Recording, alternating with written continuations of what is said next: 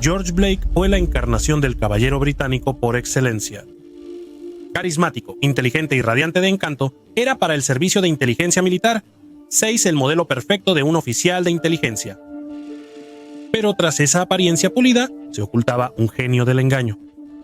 Fascinado por la promesa de una utopía comunista y desilusionado por las tácticas militares de la OTAN durante la Guerra de Corea, Blake le dio la espalda a su patria, traicionando secretos nacionales y a sus compañeros agentes a los soviéticos durante la tensa era de los años 1950 de la Guerra Fría. A diferencia de muchos a quienes traicionó, Blake vivió largo tiempo en Moscú apoyado por el Kremlin.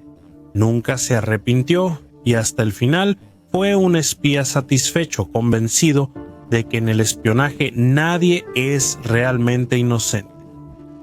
Historia de George Blake, el mayor traidor británico.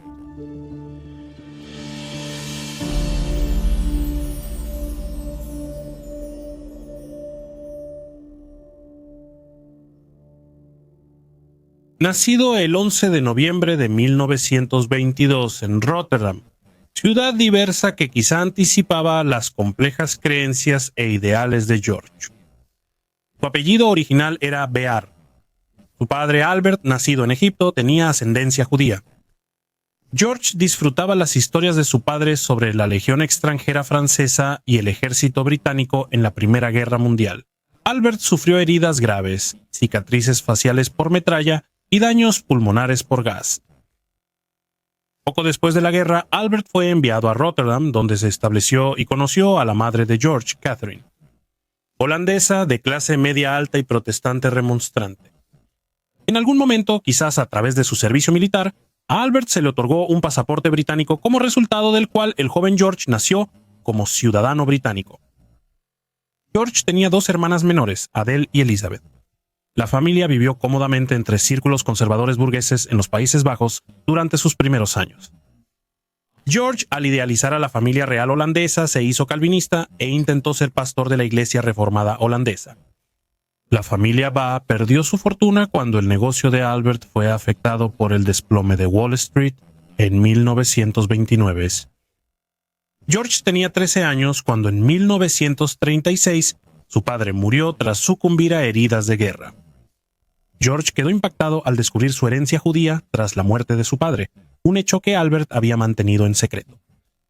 La pérdida y las dificultades económicas de los años 30 hicieron que George fuera a vivir con su tía Safira en Egipto. En este nuevo entorno continuó su educación en la escuela inglesa de El Cairo. Fue también aquí donde George comenzó a ensamblar los comienzos de su visión ideológica del mundo. Se volvió cercano a su primo Henry Curiel, mujeriego, extrovertido y marxista. Curiel continuó liderando el movimiento democrático comunista para la liberación nacional en Egipto. Henry fue arrestado e encarcelado repetidamente y finalmente sería asesinado por extremistas de derecha en París. Sus interacciones fueron profundas, con George admitiendo en 1991 que la influencia de Curiel jugó un papel fundamental en la formación de sus creencias políticas. A pesar de esto, George regresó a Holanda aún influenciado por la fuerte fe protestante de su madre y su ambición de entrar a la iglesia. Cuando inició la Segunda Guerra Mundial, George estaba de visita en los Países Bajos. Sufrió el Blitzkrieg de la Alemania nazi en mayo de 1940 en Rotterdam, alejándose en bicicleta de la antigua ciudad devastada hacia La Haya, donde vivían su madre y sus hermanas.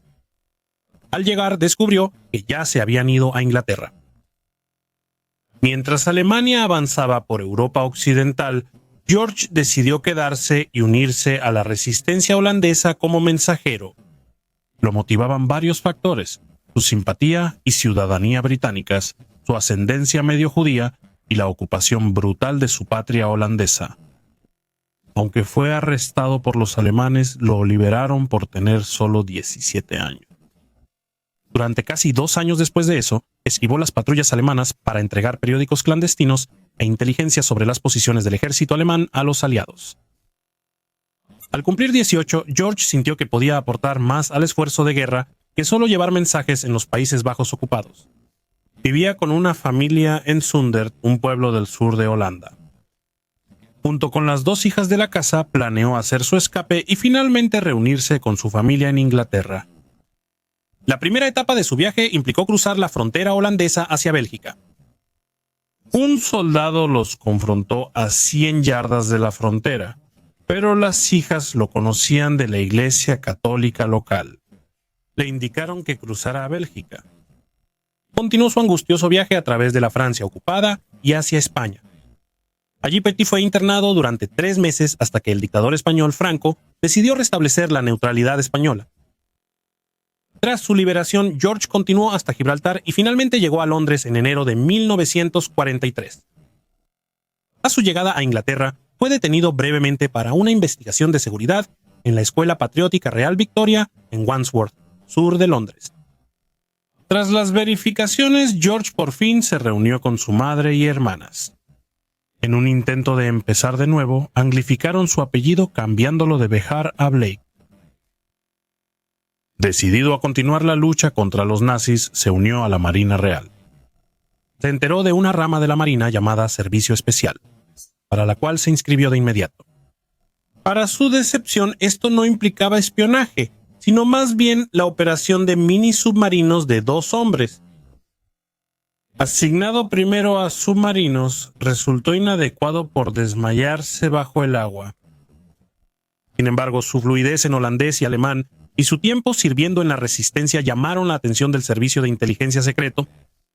En 1944, un cazatalentos del Servicio de Inteligencia Secreto reclutó a George Blake y le dio su primera experiencia encubierta con el Ejecutivo de Operaciones Especiales. Inicialmente se sintió decepcionado por no ser enviado a Holanda. En cambio, como parte de la sección holandesa del Ejecutivo de Operaciones Especiales, apoyó los movimientos de resistencia en Europa al entrenar a agentes que fueron enviados a los Países Bajos y trabajó en la decodificación del material que enviaron de vuelta. Habiendo desarrollado una sólida reputación entre sus pares, pronto fue identificado para promoción por sus superiores. En septiembre de 1945, el Servicio de Inteligencia Militar 6 lo envió a Hamburgo para su primera misión en el campo.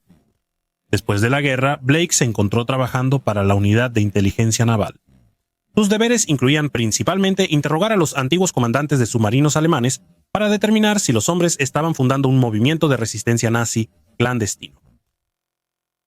Se le encargó espiar a las fuerzas soviéticas y notó que exoficiales alemanes en apuros económicos estaban dispuestos a usar sus contactos en Alemania Oriental para crear una red de inteligencia local. La misión fue un rotundo éxito, con Blake jugando un papel fundamental en la creación de una red de agentes en el corazón de Alemania Oriental.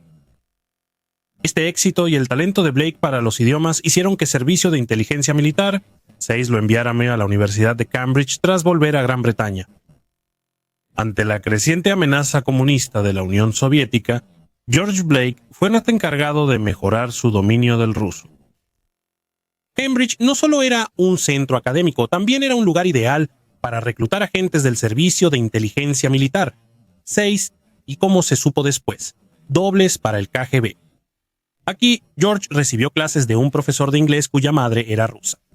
No predicaba el comunismo, pero amaba la cultura rusa y la Iglesia Ortodoxa. Bajo su tutela, George se sintió más atraído por Rusia.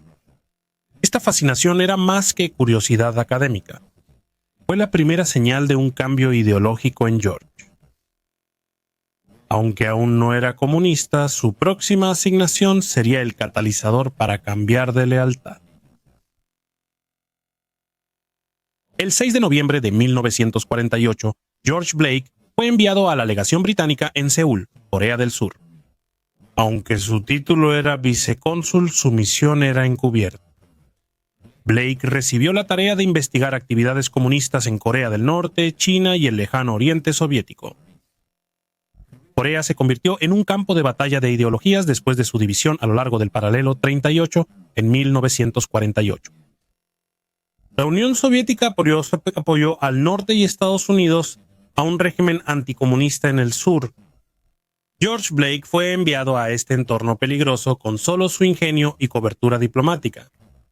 Su misión de establecer una red de agentes en Corea del Norte resultó en gran medida inútil, y con el tiempo se desilusionó cada vez más con la administración títere de América en Seúl, a la que llegó a ver como fascista. El panorama geopolítico cambió radicalmente el 25 de junio de 1950 con el estallido de la Guerra de Corea. En un movimiento rápido e inesperado, el Ejército Popular de Corea del Norte invadió Seúl. Mientras las fuerzas británicas se unían al comando de las Naciones Unidas en el sur, Blake y otros diplomáticos británicos fueron capturados por fuerzas norcoreanas. Con el cambio en la guerra, los prisioneros fueron llevados al norte, pasando por Pyongyang hasta el río Yalu. En ese tiempo presenció los bombardeos devastadores de Corea del Norte. La escala de la destrucción infligida por la Fuerza Aérea de los Estados Unidos, con sus fortalezas voladoras B-17, superaba cualquier cosa que Blake hubiera visto antes, y lo llenó de vergüenza. En prisión se sumergió en las obras de Karl Marx y Vladimir Lenin, enviadas al campo norcoreano por la Stasi alemana, y la transformación ideológica de Blake alcanzaba su punto máximo. Se había convencido de que el triunfo del comunismo anunciaría una era más pacífica para la humanidad, en contraposición a las convicciones materialistas e imperialistas de los Estados Unidos. Abrazó el comunismo y al hacerlo encontró que su lealtad hacia el occidente vacilaba. En el otoño de 1951, Blake dio un paso decisivo. Entregó a sus captores una nota en ruso para la embajada soviética, diciendo que tenía información importante. Aunque Blake nunca reveló todos los detalles de su reclutamiento en la KGB, se sabe que empezó a reunirse con un joven oficial llamado Nikolai Loenko, enviado al campamento para reclutar espías occidentales entre los prisioneros. Para probar su buena fe, se pidió a Blake que escribiera todo lo que sabía del servicio de inteligencia secretos. Esto lo hizo de inmediato, y cuando se comparó con la información que el doble agente británico Kim Philby ya había proporcionado a la KGB, fue una coincidencia exacta. Con esto se completó el reclutamiento de George Blake como doble agente para la KGB. Joseph Stalin murió el 5 de marzo de 1953. Con Nikita Khrushchev como primer ministro soviético, las tensiones este-oeste empezaron a disminuir. Pronto se hicieron arreglos para que Blake y sus compañeros prisioneros fueran liberados en un intercambio de prisioneros. Al volver a Inglaterra el 22 de abril de 1953, Blake iba a ascender en el servicio de inteligencia militar. 6, pero siempre jugó un peligroso doble papel. Para el mundo, era un leal oficial británico y héroe exprisionero de guerra. Sin embargo, en realidad, era el agente más prometedor del KGB dentro de la inteligencia británica. George Blake, alias Diamid, estaba por iniciar su camino a la infamia. En septiembre de 1953, Blake reanudó su trabajo para servicio de inteligencia secreto y fue estacionado en sus oficinas en 2 Carlton Gardens. Ahí conoció a Gillian Allen, secretaria de servicio de inteligencia secreto, y pronto empezaron a salir. Aunque se enamoraron, George dudaba en casarse porque sabía que su elección la llevaría por un camino oscuro y complicado. Gillian insistió con George y finalmente se casaron en septiembre de 1954. La pareja tuvo 3 hijos varones, Anthony, James y Patrick. Un mes después de volver a Inglaterra, Blake se reunió con el agente de la KGB Sergei Kondrashev. Era un joven oficial de inteligencia en ascenso enviado por la KGB con la única responsabilidad de manejar al topo de Moscú dentro del servicio de inteligencia militar. 6. Kondrashev era una adición reciente a la Dirección de Inteligencia Extranjera de la KGB, lo que significaba que su fotografía aún no estaba en el archivo del servicio de inteligencia militar. 5 de espías soviéticos conocidos. La primera reunión entre el espía y su manejador permitió que se conocieran y hablaran de la logística, como la cámara que Blake necesitaba para fotografiar documentos clasificados. Kondrashev entregó rápido el equipo y Blake empezó a filtrar material ultra secreto del servicio de inteligencia militar. 6 a la KGB. Blake más tarde se conoció como el espía del almuerzo, aprovechando la oportunidad cuando sus colegas salían a almorzar para fotografiar materiales clasificados. Fue meticuloso, usando una cámara Minox para tomar unas 200 fotos al mes de documentos a los que tenía acceso en su trabajo, evitando sospechas. Blake reveló detalles intrincados sobre los métodos de espionaje occidentales y las estructuras de inteligencia. Comprometió muchas operaciones y forzó una revisión completa de los procedimientos de inteligencia británicos después de que se descubriera su traición. Tras asegurar sus identidades, Blake expuso a los agentes encubiertos, causando carreras arruinadas, arrestos y ejecuciones tras la cortina de hierro. En abril de 1955, George Blake obtuvo un nuevo puesto en Berlín, la línea de frente de la Guerra Fría. Al mudarse a Alemania con su familia, se instaló en las oficinas del Servicio de Inteligencia Secreto junto al Estadio Olímpico de Hitler. Irónicamente, debía reclutar agentes dobles soviéticos. Fue mientras estaba estacionado en Berlín que Blake hizo quizás su traición más significativa, siendo la exposición de la Operación Oro, un programa de vigilancia conjunto británico y estadounidense. Esta iniciativa de alto secreto vio a los aliados construyendo lo que se conoció como el Túnel de Berlín para intervenir las líneas de comunicación soviéticas en Alemania. La empresa conjunta de la CIA y el Servicio de Inteligencia Militar, SEIS, buscaba interceptar el cambio soviético de radio a comunicaciones terrestres. Los soviéticos habían trasladado sus comunicaciones más seguras bajo tierra en Berlín, y los aliados buscaban intervenir estas líneas como medio para obtener una visión temprana de las intenciones soviéticas en Europa. La construcción del túnel fue un gran reto de ingeniería, sobre todo por su longitud de 1.476 pies, un poco mayor que la altura del Empire State. La operación fue ambiciosa y costosa, con una factura final que superó los 6.5 millones. Cómo Blake logró comprometer la operación fue realmente bastante simple. Fue el secretario en la reunión donde se planeó la operación, hizo una copia adicional de las actas y un boceto del túnel que entregó a Kondrashev. La gran operación de espionaje del oeste estuvo comprometida desde el mismo comienzo. Sin embargo, el KGB enfrentó un dilema. Terminar la Operación Gold demasiado pronto habría arriesgado comprometer a uno de sus agentes dobles más valiosos. El conocimiento de la operación estaba restringido a solo unos pocos líderes selectos del KGB, y por el momento optaron por no hacer nada. Evidentemente, el valor de George Blake como agente en su lugar valía más para el KGB que el daño que anticipaban sufrir como resultado del espionaje occidental. El KGB decidió esperar hasta abril de 1956, cuando el túnel fue descubierto en un evento para la prensa. Esto fue muy valioso para la propaganda soviética, calificando las acciones de estadounidenses y británicos como violación del derecho internacional y acto de gángster. Aunque el túnel de Berlín cerró tras 11 meses, los centros de Londres y Washington siguieron transcribiendo cientos de miles de comunicaciones interceptadas hasta septiembre de 1958. Blake logró evitar sospechas después del afortunado descubrimiento casual de los soviéticos, y durante los siguientes 4 años continuó filtrando sistemáticamente cada secreto significativo que se cruzaba en su camino. El éxito de Blake como agente doble en Berlín fue tan grande que archivos del KGB indicaron que neutralizó la inteligencia occidental en Alemania Oriental. El Servicio de Inteligencia Militar, SEIS, reclutaba agentes que Blake delataba y el KGB los detenía y encarcelaba o ejecutaba. Pero todos los buenos juegos de espías deben terminar eventualmente, y como suele ser el caso, la carrera de Blake finalmente sería terminada por una traición desde dentro. A inicios de 1958, el enviado estadounidense en Berna, Suiza, recibió una carta desconcertante. En sus pliegues había otra nota sellada para el director del FBI, J. Edgar Hoover. Escrita en alemán, la carta llevaba la firma Heckenschütz, que se traduce como francotirador. En lugar de llegar a Hoover, el mensaje encontró su camino hacia la CIA. Con el paso de los meses, el informante anónimo reveló secretos soviéticos a funcionarios estadounidenses. Se creía que el informante era un alto funcionario de inteligencia polaca con posibles vínculos con la KGB.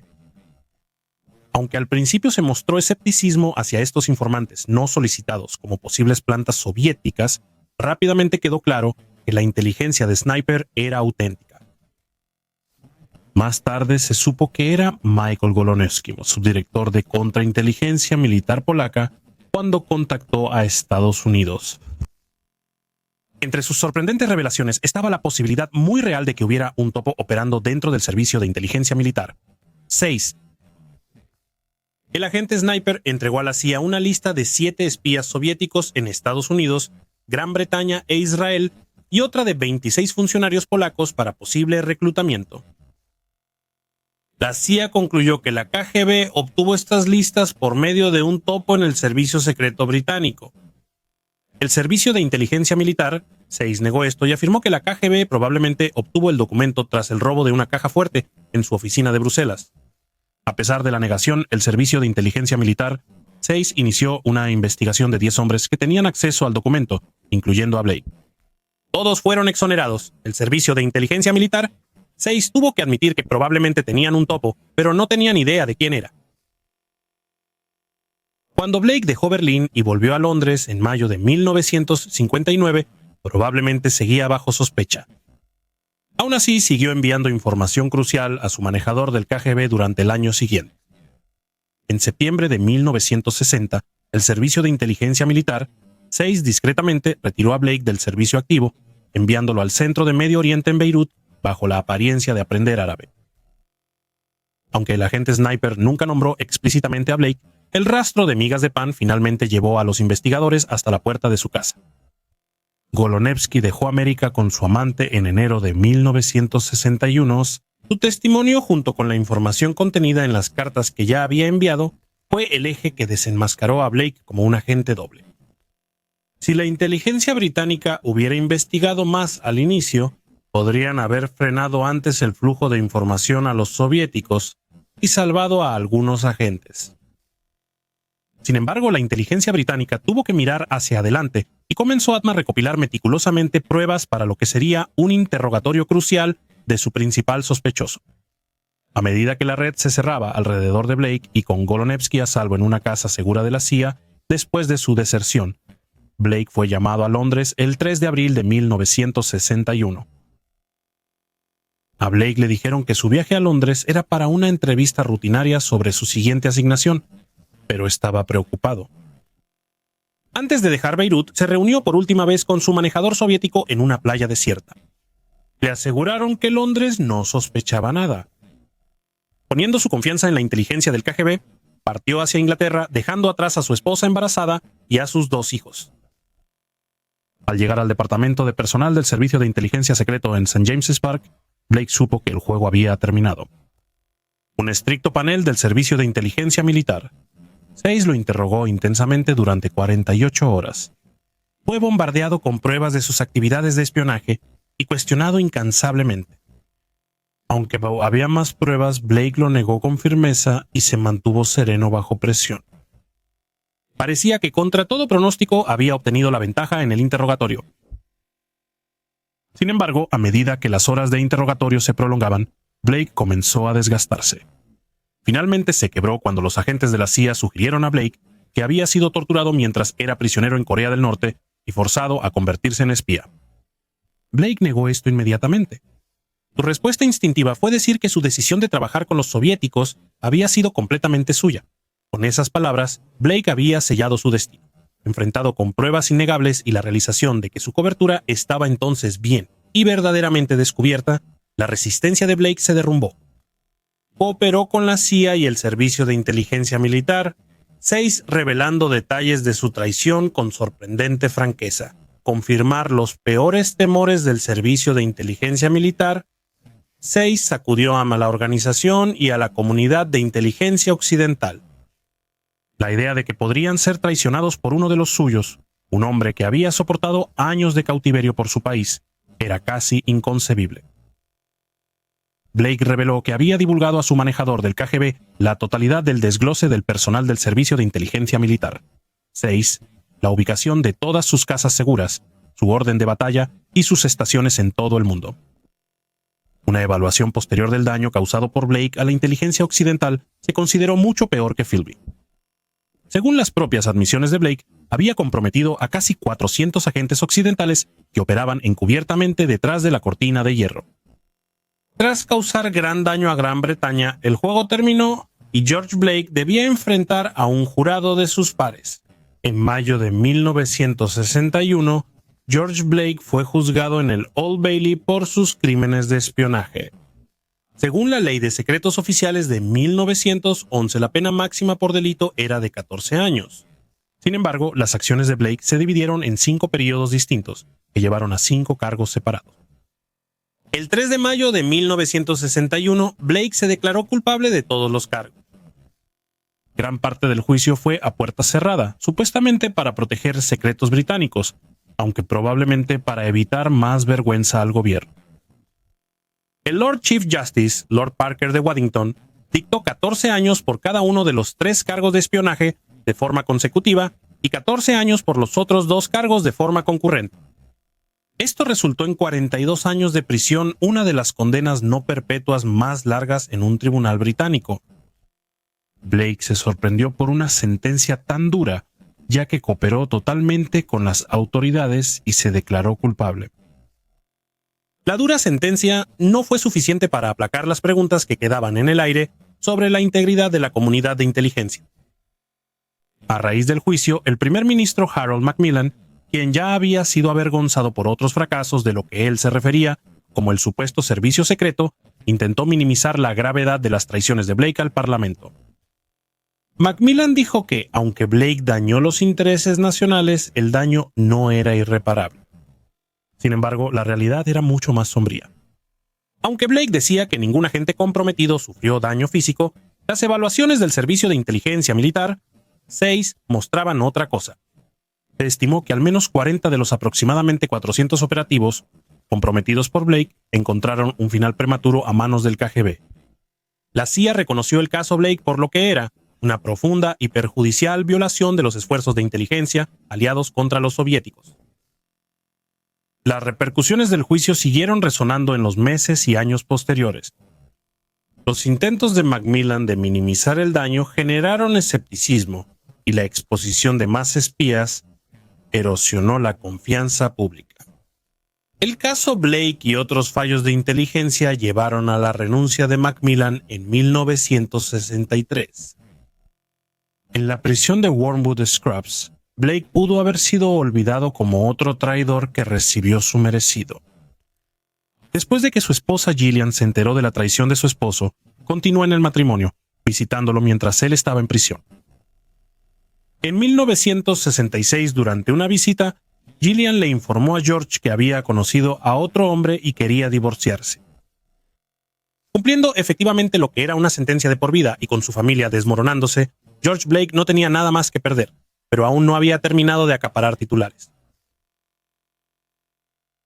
Wormwood Scrubs, prisión victoriana con altos muros y torres de vigilancia, fue diseñada para ser inescapable. Para George Blake, fue escenario de una de las fugas de prisión más famosas en la historia británica. En 1961, Blake llegó a esta fortaleza, cuyo nombre ya generaba simpatía por los reclusos. Dentro, Blake no era una figura solitaria. Se relacionó con Sean Borg, figura anti-establishment irlandesa, y los reclusos Pat Pottle y Michael Randall. Sean Borg estaba cumpliendo una condena de 7 años por enviar una bomba en una lata de galletas a un policía. Aunque explotó la bomba, el policía sobrevivió. Pottle y Randall eran activistas antinucleares cumpliendo cortas condenas por delitos no violentos cometidos en el curso de sus misiones de paz. Los hombres pronto comenzaron a hablar, y no pasó mucho tiempo antes de que comenzaran a idear los comienzos de un plan para liberar a Blake de la prisión después de que los demás habían sido liberados. Tan pronto como los 3 hombres cumplieron sus condenas, comenzaron a trabajar en el exterior. Borg introdujo de contrabando un radio bidireccional que se utilizó para comunicarse con Blake y coordinar la fuga. Pottle y Randall ayudaron en los planes de fuga recaudando fondos para comprar un vehículo de escape y alquilar un apartamento en Londres donde Blake se escondería de las autoridades una vez que hubiera logrado su fuga. La fuga se programó para la noche del 22 de octubre de 1966. Tras 5 años de su condena de 42, George Blake intentaría obtener su libertad. El plan era simple. Blake se escabulliría mientras los otros reclusos y guardias estaban absortos en la proyección de una película y escalaría el muro de la prisión con la ayuda de Borg, quien debía lanzar una escalera de cuerda. En esta lluviosa tarde, Blake, protegido por mantas colgadas sobre la barandilla de una escalera, logró pasar por un pequeño hueco entre las barras de hierro de una ventana que había sido intencionalmente rota por otro recluso. Navegó con cuidado por las tejas resbaladizas hasta el borde del techo. Con agilidad, agarró la canaleta y descendió al suelo, presionándose contra el edificio de la prisión. Bajo la débil luz de las lámparas del patio de la prisión, tras lo que pareció una eternidad, vio por fin la escalera caer sobre la pared. Parecía increíblemente delgada y frágil, pero en el momento en que la vi, supe que nada me detendría ahora, recordó Blake más tarde. Blake escaló con éxito la pared, aunque se fracturó la muñeca y quedó momentáneamente inconsciente después de saltar de la escalera mientras se bajaba al suelo. Borg puso a Blake en el auto de escape y ambos huyeron rápidamente en la noche. Sin embargo, su huida tuvo contratiempos. En su prisa por huir de la escena, Borg colisionó con otro vehículo que se había detenido para los peatones. A pesar de las miradas sorprendidas de los espectadores, lograron continuar, llegando a su escondite en unos pocos minutos. Cuando finalmente se notó la ausencia de Blake en Wormwood Scrubs, desencadenó una de las mayores cacerías de hombres en la historia británica. Oficiales registraron aeropuertos y embajadas. Circulaban rumores falsos de que Blake iba a ser sacado de contrabando del país, escondiéndose en un estuche de arpa perteneciente a la Orquesta Estatal Checoslovaca. Tras la audaz fuga de Blake, surgieron reportes de avistamientos suyos en todo el mundo. Siguiendo una pista, las autoridades australianas rodearon un avión que aterrizó en Sydney, inspeccionando a los pasajeros en busca de cualquier signo de disfraz, pero Blake no fue encontrado. Mientras todo esto sucedía, Blake permanecía escondido en Londres, moviéndose de una casa segura a otra. Blake y Burke estaban considerando varias opciones para contrabandearlo a Rusia, incluyendo teñir su piel de marrón como forma de disfraz o lanzarlo por encima de la pared de la embajada soviética en Londres. Tras mucha deliberación, Blake y Burke lo sacaron en un compartimento secreto de una camper. La noche del 17 de diciembre de 1966, con George Blake oculto, Michael Randall, su esposa Anne y sus hijos salieron rumbo a Europa continental, fingiendo unas vacaciones para cruzar fronteras. De camino a Dover para tomar el ferry al Canal de la Mancha, se alarmaron por los ruidos que Blake hacía desde su escondite. Llevaba una botella de agua caliente, pero el olor a caucho en el espacio cerrado le causaba náuseas. Tras tirar la botella, apenas llegaron al ferry antes de medianoche. El vehículo subió sin inspección. Tras cruzar, Randall y su esposa viajaron sin parar por Bélgica y Alemania Occidental hasta el cruce fronterizo Helmstedt-Marienborn, en Alemania Oriental. Cerca de Berlín, dejaron a Blake en un área boscosa cerca de un puesto de control de Alemania Oriental. Un oficial del ejército, sorprendido por la afirmación de Blake de ser inglés, contactó al KGB. El manejador de Blake llegó rápido y lo llevó al primer interrogatorio. La apuesta de George Blake por su libertad había dado sus frutos. Evadió a decenas de policías británicos y pronto abordó un avión rumbo a Moscú. La fuga fue una gran vergüenza para Roy Jenkins, el secretario del Interior británico liberal. Blake fue solo uno de varios fugitivos famosos, pues Charlie Wilson y Ronnie Biggs, del gran robo de trenes, también escaparon de prisiones británicas en 1964 y 1965. Tras solo 5 años de su condena de 42, Blake volvió a ser libre. El gobierno británico quedó en ridículo. No solo uno de los traidores más notorios había escapado de una prisión de máxima seguridad, sino que también había logrado huir al mismísimo corazón del territorio enemigo. En Moscú, George Blake tuvo un nuevo comienzo. Moscú fue su refugio, donde vivía seguro, aunque era una jaula dorada sin retorno. La Unión Soviética lo consideró un héroe, no un traidor. Pero el costo personal era claro. La separación de sus 3 hijos fue una herida que tardaría años en sanar. En 1990 escribió su autobiografía, No otra opción, detallando su viaje y las elecciones que hizo. El libro refleja su visión algo determinista de cómo se desarrolló su vida, quizás un remanente de sus creencias calvinistas. Durante su estancia en Moscú, la relación de Blake con el comunismo no cambió, pese a las revelaciones sobre los horrores del estalinismo. En entrevistas en los años 90, solía llamarlo un gran experimento humano, una visión de sociedad justa. Sin embargo, el peso de sus decisiones perduró. Aunque ingenuamente creía que ninguno de los agentes que traicionó enfrentó la ejecución, todas las pruebas sugieren que no menos de 40 de esos agentes fueron asesinados por la KGB o aquellos que hacían su voluntad. En medio de la agitación política y personal, Blake encontró el amor de nuevo. En 1968 se casó con Ida Mikhailovna Karieva y tuvieron un hijo.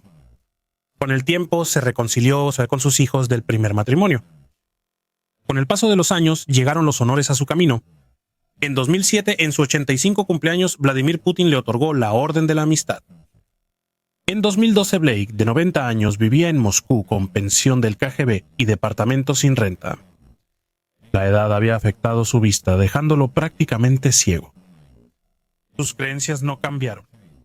No se consideraba traidor británico, sino marxista-leninista comprometido. Su frase para traicionar, primero tienes que pertenecer, yo nunca pertenecí, resumía su creencia de vida.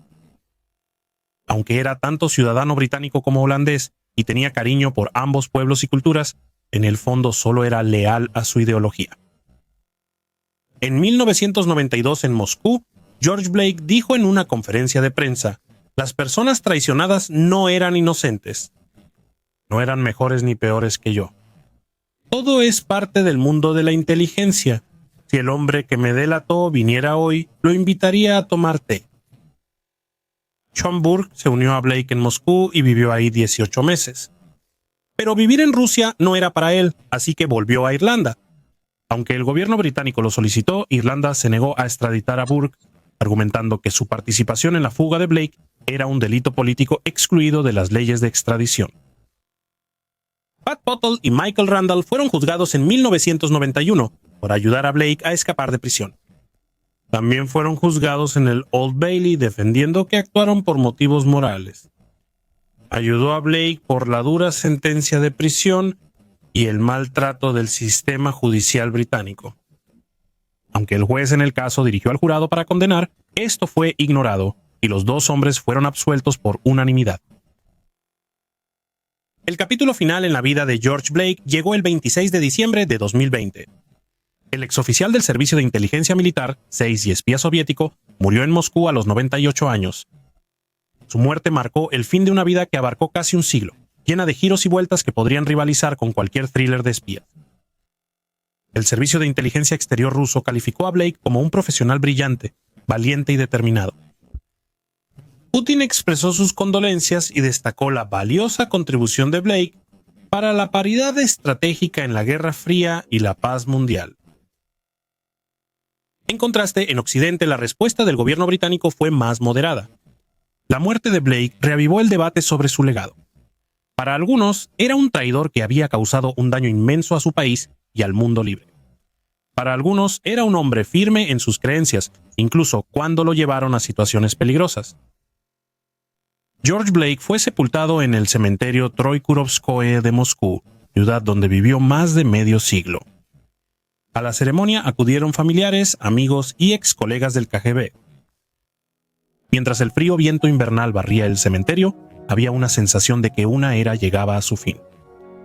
Sin importar tu opinión sobre George Blake y sus decisiones, fue un hombre que ganó en el espionaje.